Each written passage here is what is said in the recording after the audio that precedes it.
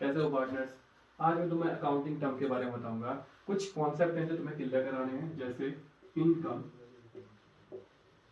ठीक है, प्रॉफिट और गेन। ठीक है, इन तीनों में थोड़ा सा कंफ्यूजन होता है, मैं इन तीनों को आज क्लियर कराता हूँ। ठीक है, सबसे पहले देखते हैं इनकम को। इनकम होता क्या है? सपोज करो मैंने एक पेन बनाई, सपोज करो पेन का मुझे पेन में एक्सपेंडिचर या खर्चा तुम्हारा पेन में लगा, सपोज करो रॉ मटेरियल है, इसमें रॉ मटेरियल लगे 5 रुपए। ठीक है, ये तुम्हारे 5 रुपए की सपोज करो एक पेन है, और मैं इसको बेच देता हूँ कितने में? 10 रुपए में। या सपोज करो मैं इसको बेच देता हूँ 10 रुपए में, मान लेते हैं 10 रुपए का। तो इसमें मैंने कितना अर्न किया? इसमें मैंने कितना अर्न किया? 5 रुपए अर्न किया। ठीक है, जो ये 5 रुपए है ये तुम्हारा कहलाएगा इनकम।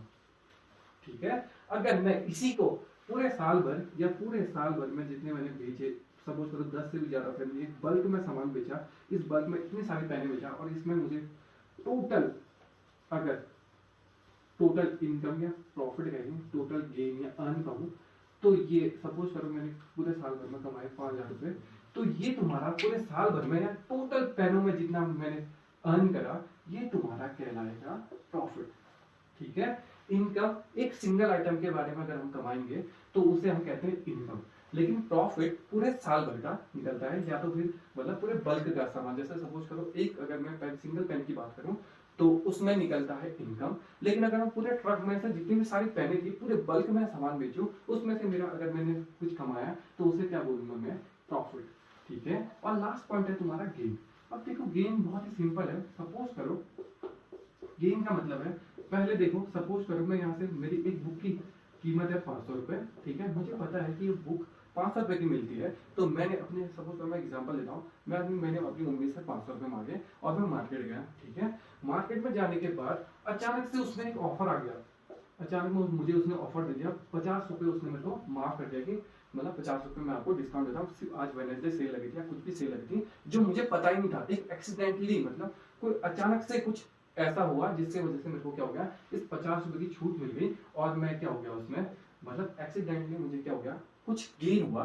तो ये पॉइंट कहलाता है गेन, जब तुम्हें एक्सपेक्ट ना हो, अनकंडीशनल भी, मतलब तुम्हें कंडीशन नहीं बताती कि जितनी कंडीशन नहीं हो रही थी कि मतलब कुछ अर्न करने की, लेकिन गलती से तुम क्या कर रहे हो, उसमें बेनिफिट कमा लो, तो उसे गेन कहते हैं। ठीक है, तुमने माना था कि इसकी कीमत 500 है, लेकिन वो गलती से कितने में मिल गई तुम्हें? 450 में मिल गई, तो वो तुम्हारा गेन है। ठीक है, तुम्हें पता ही नहीं था कि इसमें भी मुझे प्रॉफिट हो सकता है, तो अचानक से जब प्रॉफिट होता है तो उसे गेन कहते हैं। ठीक है, देखो एक टर्म और कंफ्यूज करता है कभी कभी, तुमने देखा होगा कि एक होता है ग्रॉस प्रॉफिट, एक होता है नेट प्रॉफिट।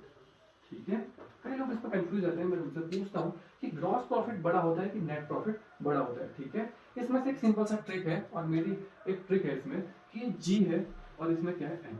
इस जी को तुम मानो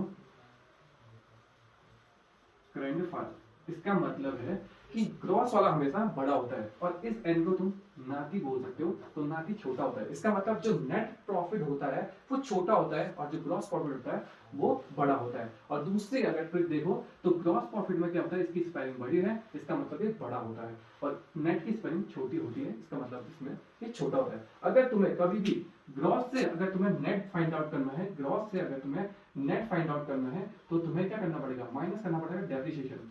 अब डेप्रिसिएशन माइनस करने का मतलब है, सपोज करो मेरा सपोज करो ये सामान है। ठीक है, इस सामान को बनने में सपोज करो मैंने इसकी सेलिंग प्राइस रखी है 100 रुपए। ठीक है, लेकिन ये एक्चुअल में बिका कितने में? 90 में, क्योंकि ये थोड़ा सा डैमेज हो गया है। तो ये डैमेज ही तुम्हारा डेप्रिसिएशन, इसमें जो तुम्हारे फालतू का थोड़ा बहुत नुकसान हो गया है, यही अगर मैं, ये ग्रॉस कहलाएगा, ये तुम्हारा नेट कहलाएगा कि एक्चुअल में तुम्हें कितने रुपए मिले? 90 रुपए मिले। ठीक है, तुम्हें 100 रुपए मिलने वाले थे, लेकिन थोड़ा बहुत टूट फूट गया सामान, उसकी वजह से तुम्हें क्या हुआ? थोड़े कम पैसे मिले। तो इसका मतलब है ग्रॉस से अगर तुम्हें नेट पे पहुंचना होता है तो तुम्हें डेप्रिसिएशन माइनस करना पड़ता है। ठीक है, यही आज हमारे 3 पॉइंट क्लियर हुए, इनकम, प्रॉफिट और गेन। इनकम जब हम एक सिंगल प्रोडक्ट में कुछ अर्न करते हैं तो उसे इनकम बोलते हैं, लेकिन एक बल्क के सामान में अगर हम कुछ बहुत सारे प्रोडक्ट्स में, सपोज करो बहुत सारी किताबों में अगर हम पैसा कमाएं, तो उसे क्या बोलेंगे? प्रॉफिट। तभी अकाउंट्स में प्रॉफिट निकलता है, क्योंकि अकाउंट्स में एक साल में क्या होता है? डील निकलती है, तभी उसे बोलते हैं कि हमारा प्रॉफिट एंड लॉस है। कभी तुमने नहीं कहा इनकम आ रहा है, इनकम नहीं बोलते, प्रॉफिट एंड लॉस बोलते हैं, क्योंकि साल भर में निकलता है। ठीक है, बल्क में सामान की बातें करता है। गेन जब तुम्हें पता ही ना हो और अचानक तुम प्रॉफिट कमा लो या अचानक तुम थोड़ा कुछ पैसा अर्न कर दो तो वो कहलाता है गेन, ठीक है। और दूसरी ट्रिक मैंने बताया ग्रॉस प्रॉफिट और नेट प्रॉफिट में। तो ग्रॉस क्या होता है, ग्रॉस बड़ा होता है, नेट छोटा होता है, ठीक है।